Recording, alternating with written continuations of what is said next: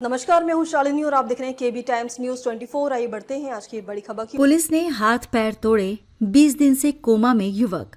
इलाज में 12 से 15 लाख खर्च हुए। पिता बोले पुलिस वालों को कड़ी सजा मिले। दीपावली के अगले दिन 21 अक्टूबर को सिद्धार्थनगर में लोग मूर्ति विसर्जन करने जा रहे थे। कुछ झगड़ा हुआ। 4 पुलिस वालों ने एक युवक को बाइक पर बैठाया।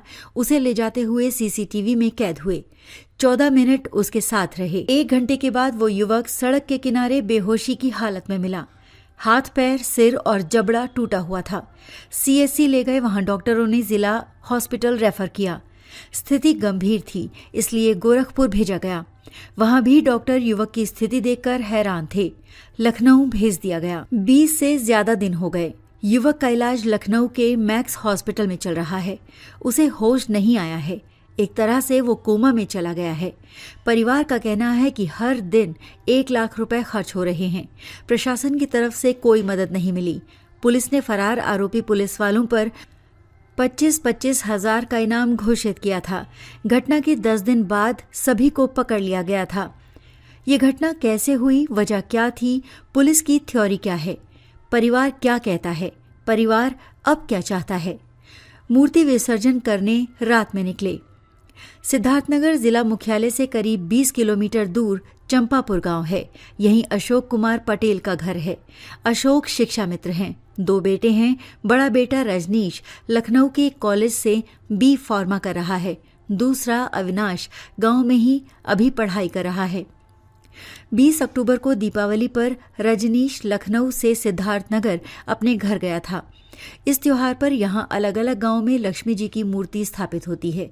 उनकी पूजा होती है और अगले दिन धूमधाम से विसर्जन होता है। चंपापुर गांव में 22 अक्टूबर की शाम को विसर्जन का कार्यक्रम शुरू हुआ। आसपास सभी गांव की मूर्तियां मोहाना घाट पर विसर्जित करनी थीं। चंपापुर के साथ पकर भिटवा बनगई गांव की मूर्तियां अपने गांव से निकलकर सड़क पर आ गईं।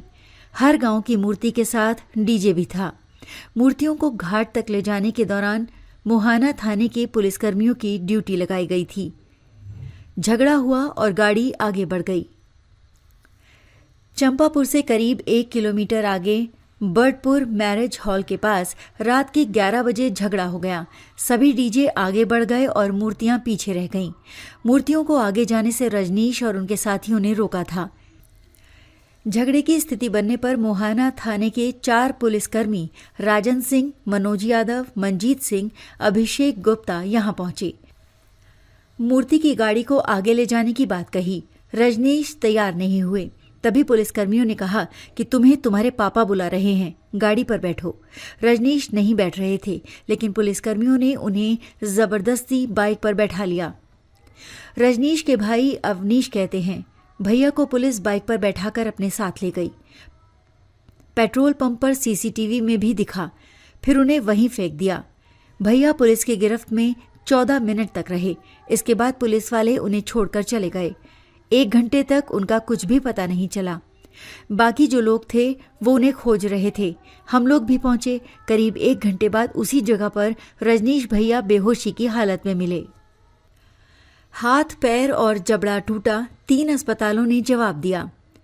अवनीश कहते हैं, हम लोग भैया को बाइक पर बैठाकर बर्डपुर सीएससी लेकर आए। यहाँ डॉक्टर ने एक इंजेक्शन लगाया, फिर उन्हें जिला हॉस्पिटल के लिए रेफर कर दिया।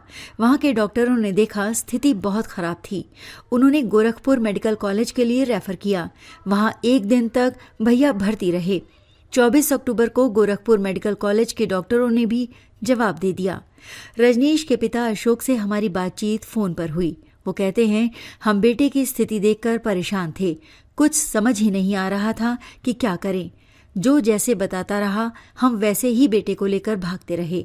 मेरे ससुराल के कुछ लोग मेरे साथ थे। जब गोरखपुर में भी डॉक्टरों ने रेफर किया, तब हम लखनऊ के लिए चले, लेकिन कहाँ ले जाना है इसका पता नहीं था। कुछ लोगों ने कहा कि मैक्स लेकर जाइए, वहाँ ठीक रहेगा। हम मैक्स लेकर चले आए। बेटे के सिर पर दोनों साइड चोट लगी है। हाथ और पैर टूटा हुआ था। खबरों में अब तक के लिए बस इतना ही। फिर होगी आपसे मुलाकात, तब तक के लिए नमस्कार और देखते रहिए KB टाइम्स न्यूज़ 24। ऐसे ही लेटेस्ट अपडेट पाने के लिए हमारे चैनल को सब्सक्राइब करें और तुरंत नोटिफिकेशन पाने के लिए बेल आइकन दबाना ना भूलें।